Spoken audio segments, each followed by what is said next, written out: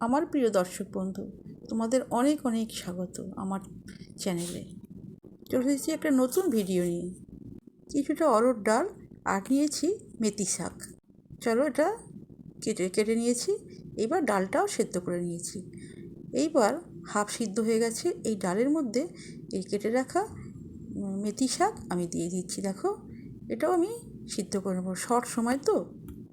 আর এর জন্য একটা মশলা বানিয়ে নিচ্ছি, ধনে মৌরি। এবার কড়াই তেল দিয়েছি, একটা তেজপাতা আর একটু হিং দিলাম, আর একটা আস্ত লঙ্কা দিয়ে দিলাম, শুকনো লঙ্কা ডালে দিলে কিন্তু খুব সুন্দর গন্ধ লাগে। আর দিলাম গোটা জিরে, দিয়ে ভালো করে নাড়াচাড়া করে নেব। দেখো, সুন্দর একটা ফ্লেভার উঠবে। তখন কিন্তু আমি একটু টমেটো দেব। টমেটোটা কুচি কুচি করে রেখেছি, এই টমেটো আমি দিয়ে দিলাম, দিয়ে ভালো করে নাড়াচাড়া করে টমেটোটা নরম করে নেব। এই রেসিপিতে টমেটো দিলে খুব ভালো লাগবে। দেখুন, টমেটোটা একটু নাড়াচাড়া করছি। এবার নরম হয়ে গেলে এর মধ্যে আমি একটু আগেই নুন দেব। নুন দিয়ে আরও নরম করে নেব। দেখো বন্ধুরা, নুন দিয়ে দিলাম, দিয়ে ভালো করে নাড়াচাড়া করে নিতে হবে, নিয়ে একদম নরম করে নিতে হবে। এই রেসিপিটা কিন্তু দুর্দান্ত, খুব খেতে সুস্বাদু হয়। মেথি শাক দিয়ে অরহর ডাল দারুণ লাগে। হ্যাঁ, সেটাও আমি করছি। পালং শাক দিয়েও হয়, আর মেথি শাক দিয়ে অরহর ডাল দুর্দান্ত। যাই হোক, টমেটোটা আমি ভালো করে নাড়াচাড়া করে নরম করে নিলাম।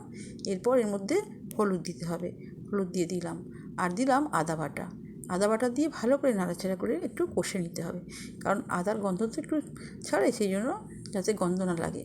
নাড়াচাড়া করে নিয়ে আর সেদ্ধ মেথি শাক আর ডালটা একসাথে ঢেলে দিলাম, ওর সাথে একটু জল মিশিয়ে দিয়েছি।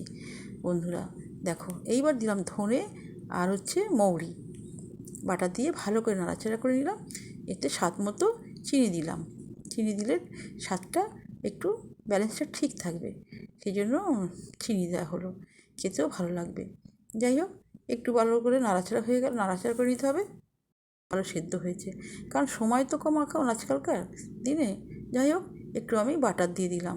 অরহর ডালে ঘি দিয়ে খেতে হয়, আমি একটু বাটার দিয়ে দিলাম, দিয়ে টেস্টি করে নিলাম।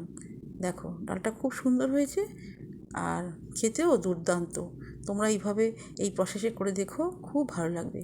দেখো, আর ডালটা হয়ে গেছে, আমি কিন্তু লাঞ্চ পাতটা রেডি করে ফেলেছি। দেখো, এই যে পোস্ত আছে, চাটনি আছে, ডাল আছে, আর লেবু আর কাঁচা লঙ্কা। এই পর্যন্ত আজকের শনিবার, নিরামিষ, তাই এই পর্যন্ত করেছি। তোমাদের কেমন লেগেছে ডালের রেসিপিটা তোমরা প্লিজ একটু কমেন্ট করো। আমার কিন্তু তোমাদের কমেন্ট পড়তে খুব ভালো লাগে। তোমরা সবাই ভালো থেকো, সুস্থ থেকো। টাটা।